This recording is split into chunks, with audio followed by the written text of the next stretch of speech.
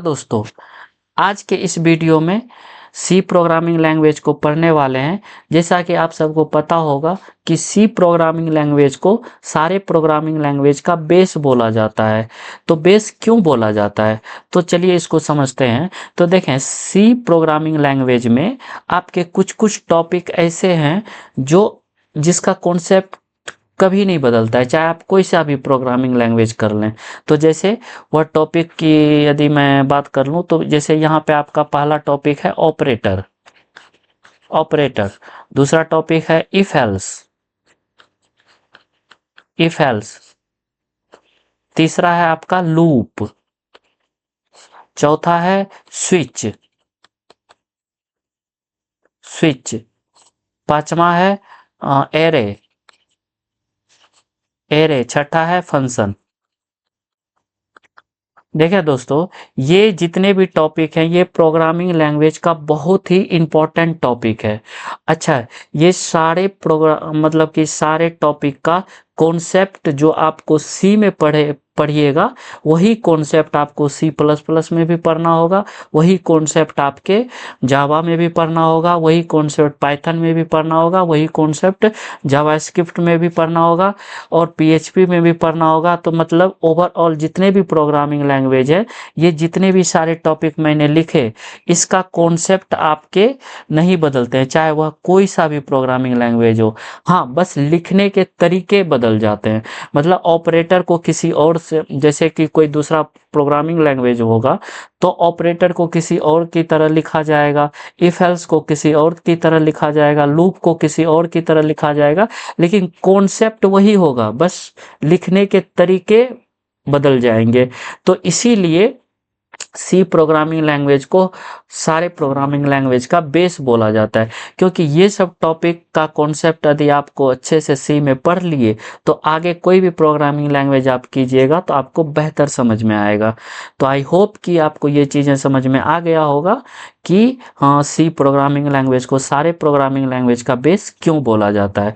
तो देखें, अब समझते हैं कि देखें दोस्तों, इसमें मैं आपको जो है आज के इस वीडियो में जो सी प्रोग्रामिंग लैंग्वेज शुरू करने वाले हैं, तो इस वीडियो में मैं सिर्फ कोडिंग पे फोकस करूंगा। सिर्फ मैं यहाँ पे आपको किस पे करूंगा, कोडिंग पे फोकस करूंगा। क्योंकि आपका यदि थ्योरी की बात करें तो थ्योरी आपको हर एक जगह अवेलेबल है। मतलब सी का फीचर क्या होता है, उसका एप्लीकेशन क्या होता है, ये सब आपके इंटरनेट पे अवेलेबल है, वहां से आप देख सकते हैं। बाकी कोडिंग मैं आपको, कोडिंग का जो पार्ट होता है वो बहुत स्ट्रॉन्ग कर दूंगा। तो चलिए आज देखते हैं कि सी प्रोग्रामिंग लैंग्वेज को आज शुरू करते हैं। तो देखें, सी प्रोग्रामिंग लैंग्वेज में मैं थ्योरी सिर्फ एक ही चीज़ बताने वाला हूँ थ्योरी में, कि सी प्रोग्रामिंग लैंग्वेज को किसने बनाया है, बस इतना आप याद रखें। किसने बनाया है? डेनिस रिची ने बनाया है। किसने बनाया है? डेनिस रिची ने। बाकी अब सी प्रोग्रामिंग लैंग्वेज का कोडिंग पे चलते हैं कि कोडिंग सी प्रोग्रामिंग लैंग्वेज का कैसे हम उसको लिखेंगे और कहाँ पे लिखेंगे और कैसे हम उसका प्रोग्राम रन कराएंगे। तो चलिए शुरू करते हैं। तब यहाँ पे देखें, सबसे पहले यहाँ पे हम मुझे क्या करना है, एक आईडीई चाहिए। मतलब कि कोड को लिखने के लिए जो सॉफ्टवेयर होता है उसे आईडीई बोला जाता है। तो यहाँ पे मैं कौन सा आईडीई यूज कर लेता हूँ, देव सी प्लस प्लस। तो यहाँ पे आप देव सी प्लस प्लस को ओपन कर लें।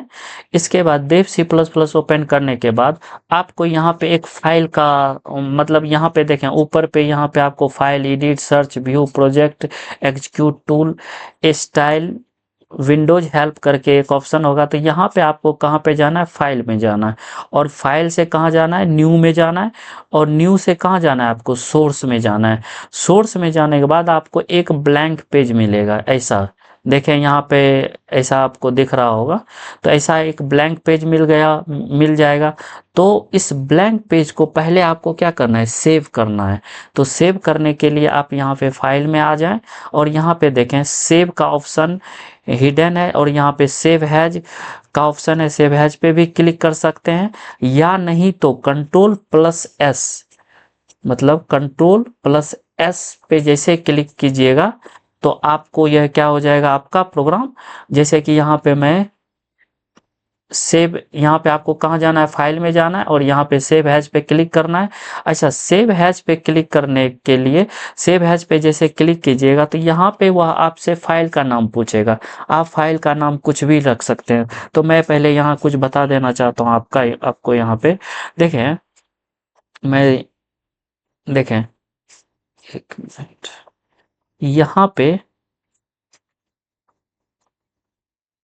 यहाँ पे देखें, फाइल को जो सेव कराना है आपको, फाइल का जो नेम देना है, फाइल नेम, ये फाइल नेम आप अपने मन से कुछ भी दे सकते हैं। जैसे कि यहाँ मैं डेमो दे देता हूँ और यहाँ जो डॉट है, डॉट के बाद यहाँ पे आपको क्या देना है, सी देना है। ये जो डॉट है ना, ये आपका क्या कहलाता है, एक्सटेंशन कहलाता है। डॉट के जो इधर लिखा जाता है, डॉट के जो ई साइड लिखा जाता है, इसको क्या बोला जाता है, एक्सटेंशन बोला जाता है। क्या बोला जाता है, एक्सटेंशन। जैसे आदि फीचर में आप कोई भी प्रोग्रामिंग लैंग्वेज पढ़िएगा तो उसको सेव कराने वक्त एक्सटेंशन के साथ मुझे फाइल को सेव कराना होता है। क्योंकि अभी हम सी पढ़ रहे हैं तो मुझे क्या देना है, डेमो डॉट सी, सी। अच्छा, ये जो डेमो है इस जगह आप अपने मन से कुछ भी लिख सकते हैं। आप अपना नाम भी लिख सकते हैं, या आपके मर्जी से आप फाइल का नाम कुछ भी दे सकते हैं। लेकिन ये डॉट यहाँ पे आपको लिखना है, फिर यहाँ पे डॉट सी लिखना है। क्योंकि डॉट सी का मतलब सी प्रोग्रामिंग लैंग्वेज का एक्सटेंशन क्या होता है, आपका डॉट सी होता है। आई होप कि ये चीज़ें आपको समझ में आ गया होगा। क्योंकि यदि आप अदर कोई प्रोग्रामिंग लैंग्वेज जैसे पाइथन सीख रहे होंगे तो वहाँ पे आपको क्या करना होगा, डॉट पी वाई यूज करना होगा। यदि जावा सीख रहे होंगे तो डॉट जावा यूज सेव कराना होगा। यदि आप क्या कहते हैं पीएचपी सीख रहे हैं तो यहाँ पे पीएचपी लिखना होगा, डॉट पीएचपी। तो ये जो पीएचपी डॉट पीएचपी हो गया, ये डॉट पीवाई हो गया, ये डॉट जावा हो गया, ये दोस्तों क्या है, आपका एक्सटेंशन कहलाता है। ये क्या कहलाता है, एक्सटेंशन। और ये आपका क्या है, फाइल का नाम है। ये आपका क्या है, फाइल का नाम। ये फाइल का नाम अपने मन से आप कुछ भी रख सकते हैं। तो वही चीज़ मैं यहाँ पे कर रहा हूँ कि इसको पहले मैं सेव कराने के लिए आपको फाइल में जाना और यहाँ पे सेव हैज का ऑप्शन है। और सेव हैज पे जैसे क्लिक कीजिएगा तो वह आपसे फाइल का नाम पूछेगा। तो फाइल का नाम आप अपने मन से कुछ भी दे सकते हैं। तो जैसे मैं यहाँ पे दे देता हूँ डेमो, डेमो और यहाँ पे first demo first dot C. आपका इसका एक्सटेंशन क्या लगाना है, डॉट सी। और यहाँ पे मैं सेव करा इसको। अब देखें, इसमें आपको जो कोडिंग लिखना है वो कैसे लिखना है, क्या लिखना है, उसके बारे में डिस्कस कर लेते हैं। देखें दोस्तों, सबसे पहले आपको यहाँ पे एक हेडर फाइल लिखना है। यहाँ पे हेडर फाइल लिखना है। अच्छा देखें, हेडर फाइल लिखने के लिए यहाँ पे इंक्लूड लिखा जाता है। इंक्लूड क्या किया जाता है, लिखा जाता है। और उसके साथ यहाँ पे I S T D I O dot H लिखना है, डॉट एच लिखना है। अब देखें ये लाइन हम क्यों लिखते हैं, ये लाइन अभी आपको समझ में आ जाएगा ये लाइन हम क्यों लिखते हैं। तो देखें, ये लाइन हम इसलिए लिखते हैं, जैसे देखें यहाँ पे जो सबसे ऊपर जो आपको लिखा जाता है, यहाँ पे ऐसा लिखा जाता है, ऐसे समझ समझ लें कि यहाँ पे जैसे कि हम यहाँ पे इंक्लूड लिख दिए, इंक्लूड, इसके बाद S T D I O dot H. अच्छा, हेडर फाइल का जो एक्सटेंशन होता है, अभी मैं बताया ना कि कोई सी प्रोग्रामिंग लैंग्वेज का एक्सटेंशन क्या है, डॉट सी है। उसी तरह हेडर फाइल का एक्सटेंशन क्या है, डॉट एच है। अच्छा, एसटीडीओ का मतलब होता है स्टैंडर्ड इनपुट आउटपुट। स्टैंडर्ड एसटीडीओ का मतलब क्या होता है, स्टैंडर्ड इनपुट आउटपुट। अच्छा, इंक्लूड, ये हेडर फाइल के साथ साथ इसको इंक्लूड लिखना होता है। मतलब इंक्लूड आपको यहाँ पे लिखना पड़ेगा और इंक्लूड के सामने आपको यहाँ पे क्या लगाना होगा, हैशटैग लगाना होगा। क्योंकि आज हम सिंटैक्स ऑफ प्रोग्रामिंग लैंग्वेज देख रहे हैं, मतलब कि सी का सिंटैक्स देख रहे हैं। तो आपको नेक्स्ट क्लास में जब चीज़ें समझ में आने लगेंगे तो आपको ये चीज़ मैं बताऊंगा कि ये पूरा लाइन का मतलब क्या होता है। ये पूरे लाइन का मतलब क्या होता है। अभी बस आप इतना समझ लें कि इसको क्यों लिखा जाता है। देखें, इसको इसलिए लिखा जाता है, जो आप कोई भी जैसे कि प्रिंटफ यूज कीजिएगा, कोई भी फंक्शन को मतलब कोई भी चीज़ को प्रिंट कराने के लिए प्रिंटफ फंक्शन का जो यूज करेंगे, इसका एक्सप्लेनेशन क्या होता है आपका stdio.ioh में, मतलब स्टैंडर्ड इनपुट आउटपुट के हेडर फाइल में इस प्रिंटफ का एक्सप्लेनेशन किया होता है। इसीलिए आपको ये वाला लाइन ऊपर हम इंक्लूड करते हैं, क्योंकि यदि आप सी प्रोग्रामिंग लैंग्वेज सीख रहे हैं तो आप किसी न किसी चीज़ को तो प्रिंट कराइएगा ही। और इस वाला जो फंक्शन है, ये फंक्शन आपका प्री डिफाइंड फंक्शन है, और इसी का एक्सप्लेनेशन आपका कहाँ पे होता है, stdio.h में। यदि आपको नहीं समझ में आ गया, नहीं आया, तो ऐसे समझ लें। तो देख लें, यदि हम एक ऐसा मतलब कि प्रोग्राम बनाते हैं और यहाँ पे लिख देते हैं 1045। देखें, कंप्यूटर को 1045 का मतलब नहीं पता है, वो आपको एरर दे देगा। क्या दे देगा? एरर दे देगा। एरर दे देगा। क्यों दे देगा? क्योंकि 1045 क्या होता है ये कंप्यूटर को मालूम नहीं है। यदि आप अपने वाले पेज में ये लाइन लिख देते हैं, इंक्लूड इंक्लूड इसके बाद math.h, तो इसका मतलब क्या हुआ, इस 1045 का एक्सप्लेनेशन मतलब एक्सप्लेन किया गया है कहाँ पे, इस math.h में। तो उसी तरह इंक्लूड stdio.h इसलिए लिखते हैं क्योंकि इस इनपुट मतलब कि आउटपुट प्रिंटफ का और स्कैनफ ये इनपुट होता है, इनपुट, और ये आपका आउटपुट होता है। तो इसका एक्सप्लेनेशन, इस दोनों फंक्शन का एक्सप्लेनेशन कहाँ पे किया होता है, इस हेडर वाले फाइल में किया होता है। इसीलिए हम यहाँ पे आपको, यहाँ पे हम क्या लिखते हैं, इंक्लूड stdio.h लिखते हैं। और .h क्या है, यहाँ पे आपका हेडर फाइल का एक्सटेंशन है। जैसे सी का एक्सटेंशन .c है, और जावा का .java है, सी प्लस प्लस का एक्सटेंशन .cpp है, उसी तरह इसका एक्सटेंशन .h है। तो आई होप कि ये हेडर फाइल क्यों लिखते हैं, ये चीज़ें आपको समझ में आ गया होगा। अब यहाँ पे आपको लिखना है मैन। यहाँ पे क्या लिखना है, मैन। अच्छा, मैन, अब यहाँ पे क्या है, मैन दोस्तों यहाँ पे आपका फंक्शन है। यहाँ पे क्या है, फंक्शन। आप कोई भी कोई भी प्रोग्रामिंग लैंग्वेज सीख रहे हैं तो उसमें देखे होंगे कि आपका मैन क्लास या मैन फंक्शन रहता ही रहता है। जैसे जावा की बात कर लें तो जावा में आपका कौन सा क्लास रहता है, मैन क्लास रहता है। एक मिनट, इसे मैं ऊपर कर लेता हूँ। जावा में आपका क्या होता है, मैन क्लास होता है। यहाँ पे ये जो आप यदि जावा का नॉलेज होगा तो आप यहाँ पे जो लिखते हैं public static void void void, फिर यहाँ पे मैन जो लिखते हैं, तो ये आपका यहाँ पे क्या है, मैन क्लास है। यदि सी प्लस प्लस की बात कर लें तो वहाँ पे भी आपका क्या है, मैन फंक्शन है। यहाँ पे क्या है, आपका मैन फंक्शन है। तो इसीलिए दोस्तों आपको मैन फंक्शन लिखना ही लिखना है। और ये क्या है, आपका एक तरह का फंक्शन है। और ये प्रोग्रामर मतलब कि यदि आप कोई भी प्रोग्रामिंग कोडिंग करना चाहते हैं तो आपके पेज में जो आप नया पेज लिए हैं उसमें आपका मैन का होना बहुत कंपलसरी होता है। क्या होता है, मैन का होना कंपलसरी होता है। और मैन का कंपलसरी होता है तो मैन को अब लिखना कैसे है दोस्तों, तो उसकी यदि बात कर लें तो देखें, आपको यहाँ पे आपको मैन लिखना है। इसके बाद यहाँ पे आपको पैरेंथेसिस लगाना है। यहाँ पे क्या लगाना है, पैरेंथेसिस। और यहाँ पे करली ब्रैकेट ओपन करना है और करली ब्रैकेट यहाँ पे क्लोज करना है। अब जो आपको कोड लिखना है इसी के बीच में लिखना है, इसके बीच में लिखना है। इसके ऊपर कुछ नहीं लिखना है अपने मन से, और इसके नीचे अपने मन से कुछ भी नहीं लिखना है। यदि इसके मतलब कि नीचे और इसके ऊपर अपने मन से कुछ भी लिखें तो आपको एरर दे देगा। तो आई होप कि ये चीज़ें आपको समझ में आ गया होगा। तो यहाँ भी हम क्या करते हैं, यहाँ भी हम समझते हैं, यहाँ भी हम मैन लिखे और यहाँ पे हम क्या लिखे, ओपन ब्रैकेट कर ली और करली ब्रैकेट क्लोज कर दिए। अब यदि मुझे कोई भी चीज़ को प्रिंट कराना है तो मुझे यहाँ पे क्या लिखना होगा, प्रिंट एफ लिखना होगा, प्रिंट एफ। और यहाँ पे यदि मुझे हेलो प्रिंट कराना है तो यहाँ पे हेलो लिख देंगे। इसके बाद यहाँ पे क्या कहते हैं, सेमी कॉलम लगाने। देखें अब इसका क्या मतलब हुआ, तो इसको मैं ऐसे समझाता हूँ। देखें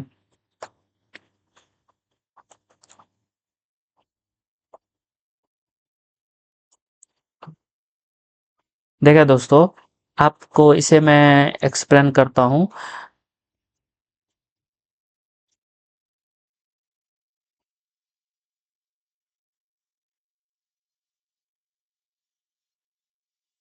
देखिए दोस्तों, ये तो इंक्लूड तो आपको आ गया होगा समझ में, ये इंक्लूड क्यों लिखते हैं, ये इंक्लूड तो आपको आ गया समझ में कि ये आपका क्या है, हेडर फाइल है। ये आपका क्या है, हेडर फाइल है। इसके बाद यहाँ पे आपको मैन एक फंक्शन है, ये आपको लिखना ही पड़ेगा। इसके बाद ओपन ब्रैकेट देना है और यहाँ पे आपको क्लोज ब्रैकेट देना है। अच्छा, यहाँ जो आप प्रिंटफ लिखे हैं, प्रिंटफ आपका क्या है, प्रिंटफ नाम का एक फंक्शन है, प्रिंटफ नाम का एक फंक्शन होता है जिसका यूज किया जाता है, जिसका यूज किया जाता है, use print any content, any letter. Letter मतलब कि हम बोल सकते हैं कि प्रिंटफ का यूज किया जाता है, यूज प्रिंट एनी लेटर, मतलब कुछ भी चीज को लिखने के लिए या कोई भी चीज को का आउटपुट देखने के लिए हम क्या यूज करते हैं, प्रिंटफ यूज कर सकते हैं। यदि आप ये चीजें आपको डिफिकल्ट लगता है, आप सीधा सीधा समझ लें कि प्रिंटफ का यूज किया जाता है कोई भी चीज का आउटपुट देखने के लिए। इसका यूज क्या कब किया जाता है, आउटपुट को सीन करने के लिए। तो कोई भी चीज़ का आउटपुट यदि आपको देखना है तो आपको क्या यूज करना होगा, प्रिंटफ यूज करना होगा। और प्रिंटफ का एक्सप्लेनेशन, चूंकि ये क्या है, आपका आउटपुट है, ये क्या है, आपका आउटपुट है, तो इसका एक्सप्लेनेशन कहाँ पे होगा, आपका हेडर फाइल में होगा। कौन कौन से हेडर फाइल में, इस stdio.h हेडर फाइल में होगा। और अच्छा, अब देखें यहाँ से हम प्रिंटफ लिख दिए और उसके अंदर हम हेलो लिखे हैं।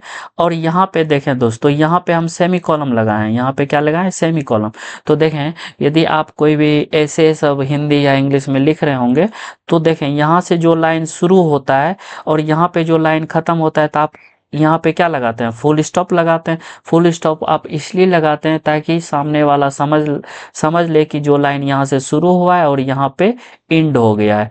उसी तरह कंप्यूटर में अधिक कोई भी कंप्यूटर प्रोग्रामिंग लैंग्वेज में कोई भी लाइन यहाँ से जब हम शुरू करते हैं और जहाँ पे वो लाइन ख़त्म हो जाता है, तो उसके बाद हम जब सेमी कॉलम लगाते हैं तो कंपाइलर ये समझ लेता है कि ये लाइन क्या हो गया, आपका एंड हो गया। क्या हो गया, एंड हो गया। तो आई होप कि आज ये सिंटैक्स आपको समझ में आ गया होगा। तो देखें इसे मैं रन कराता हूँ, रन कराने पे देखते हैं इसका आउटपुट क्या मिलता है।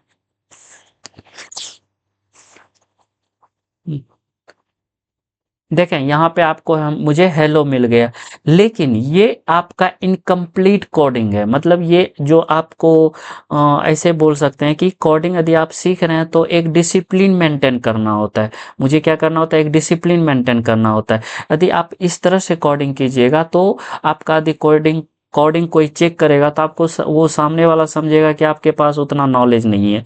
तो आपको अब इसमें क्या क्या ऐड करना है, तो आपको एक डिसिप्लिन मेंटेन करने के लिए यहाँ पे आपको रिटर्न करना होगा। रिटर्न लिख देता हूँ,